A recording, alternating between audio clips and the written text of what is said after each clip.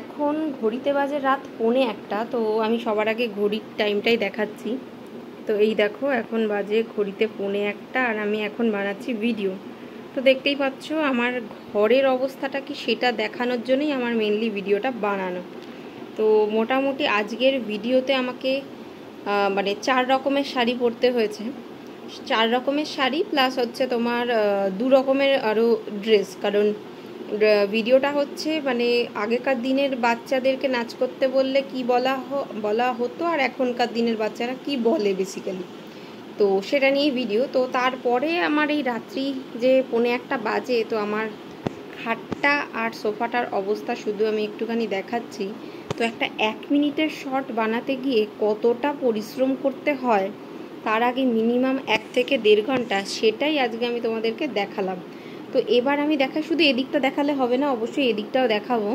এদিকে চেয়ারের ওপরও আরও ঝুলছে, কারণ নানান রকম জামা কাপড় পরতে হয় আলোর সাথে বা ক্যামেরায় কোনটা যাবে, যেহেতু আমার ব্যাকগ্রাউন্ড চেঞ্জ করার একটা ব্যাপার থাকে, তো কতটা কি যাবে সেই বুঝেই আমাকে সব কিছু ম্যানেজ করতে হয়। তো এবার আমাকেও দেখাচ্ছে, আমি এখন সেজেই রয়েছি, কারণ আমার এখনও আরও 2টো পার্ট শুটিং বাকি রয়েছে। এই যে তো আমি এখন সেজেছি হচ্ছে একালের বাচ্চাদের নাচ করতে বললে, মানে এখনকার জেনারেশনে নাচ করতে বললে তারা কি করে আর কি বলে, তো সেটা নিয়েই আমি ভিডিওটা হচ্ছে গিয়ে করব। তো সেই জন্য আমি দেখো মাথায় হেয়ার ব্যান্ড পরে নিয়েছি, যেহেতু বাচ্চা সাজতে হবে, বাট আমি বাচ্চা নই, এখন চৌবাচ্চা হয়ে গেছি। তো এইবার মানে ভিডিওটা শ্যুট করব। তার আগে দেখিয়ে দিই, আমাদের ঘরে যেহেতু ডিপ কালার, তো সেই জন্য আলোটা না ভীষণ কম খেলে। তো সেই জন্য আমি কতগুলো আলো জ্বালিয়েছি দেখো। আমি বেসিক্যালি এই ঘরে ভিডিও বানাই না, তো আজকে বাবা শুয়ে পড়েছে ওই ঘরেই আমি ভিডিও বানাই, মেনলি এসি অন করে। এই ঘরে এসি নেই, তো এখানে দেখো একটা টিউব লাইট জ্বলছে, ঠিক আছে, এই যে একটা টিউব লাইট। আর ওই দিকে দেখো ঘড়ির পাশে আরেকটা লাইট জ্বলছে, ওটা টিউব নয়, তো এলইডি লাইটগুলো হয় না ওগুলো। আর এই দেখো এদিকে আরেকটা লাইট জ্বলছে, আর তার সাথে রয়েছে এখানে রিং লাইট। রিং লাইটটা কিন্তু ভীষণ কম দামি একটা লাইট, মানে কম দামি একটা লাইট বলতে বলছি যে রিং লাইটটা হলো আমার ভীষণ লো কোয়ালিটির একটা রিং লাইট, কারণ এটা খুব একটা বেশি দামি রিং লাইট আমি কিনিনি, কারণ তখন আমি যখন কিনেছিলাম তখন আমার মাত্র 500 সাবস্ক্রাইবার ছিল। তো এখনও যে বিরাট কোনো সাবস্ক্রাইবার রয়েছে তা নয়, কিন্তু যাই হোক ভগবানের দয়ায় অনেকটাই এগিয়েছি তোমাদের ভালোবাসায়।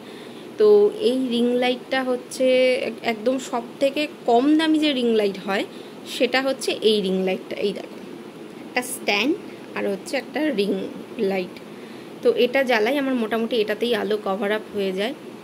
আর এইবার তোমাদেরকে দেখাচ্ছি হাইট, যেটা মানে আর কি, মানে কি বলবো, ভিডিওর মেন ইয়ে। তো এটা যে জ্বলছে না এই লাইটটা, এটা কিন্তু জ্বলছে আমার বাথরুমে, আমাদের ঘরের সাথে যে বাথরুমটা অ্যাটাচ রয়েছে সেই বাথরুমের লাইটটা জ্বলছে, এবং সেই লাইটটা আমার ভিডিও সরাসরি হচ্ছে বলে আমি লাইটটা জ্বালিয়ে নিয়েছি এবং দরজাটা খোলা রেখেছি।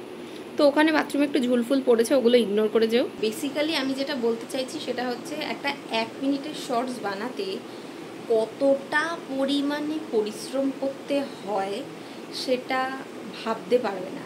1 মিনিটের শর্টসের পেছনে মিনিমাম 2 ঘন্টা তোমাকে দিতে হয়, কারণ তোমাকে স্ক্রিপ্ট মুখস্থ করতে হবে, ড্রেস আপ করতে হবে, একদম লিপ মেলাতে হবে প্রত্যেকটা কথার, আমি পুরো ঠিকঠাক পজিশনে আছি কিনা সেটা দেখতে হবে, কারণ আমাকে ভিডিও করে দেওয়ার কেউ নেই, আমি নিজের ভিডিও সম্পূর্ণ নিজে বানাই, নিজে ক্যামেরা মানে নিজে ফোন সেট করি, নিজে রিং লাইট সেট করি, নিজের জামা কাপড় নিজে চুজ করি এবং নিজের মতো ভিডিও বানাই। কারোর পরামর্শ নিই না বলতে কেউ পরামর্শ দেওয়ার মতোও নেই। আর তো আমি যেই ক্যাটাগরিতে এখন ভিডিও বানাচ্ছি সেটার পেছনে অবভিয়াসলি খাটতে তো হবেই, এবং আরও যারা করছে তারাও অনেকটাই খাটে, এবং তারা খাটছে বলেই হচ্ছে গিয়ে অনেকটা মানে ভালো জায়গায় পৌঁছাতে পেরেছে। তো আস্তে আস্তে আমি এগোচ্ছি, আশা করব তোমরা আমার পাশে থাকবে। তো আমি ওটাই দেখালাম যে শর্টসের জন্য কতটা খাটতে হয়। আর এই যে রাত্রি এখন 1টা বাজতে যায়, আর আমাকে আশা করি 1:15-20 মধ্যে আমার ভিডিওটা শ্যুট করা কমপ্লিট হয়ে যাবে। এডিটিং তো আমার আজকে করার মতো শক্তি থাকবে না, ওটা কালকে করব। এডিটিংয়ের কথা আমি বললামই না, ছেড়েই দাও। এটা তো আমি মানে তোমার ভিডিওর পেছনের মানে দৃশ্যটা দেখালাম যে কি অবস্থা বিছানার আর সোফার, মানে আমার ঘরটায় মানে মনে হচ্ছে হিরোশিমা নাগাসাকি বোম পড়েছিল এখানেই মনে হয়। তো যাই হোক, আর আমি ইতিমধ্যে ঘেমে যাচ্ছি কারণ এই ঘরে এসি নেই, আর ওপরের ফ্যানটাও চালাইনি। তার কারণ হচ্ছে ফ্যানটা চালালে না এই ফোনটা কাঁপছে।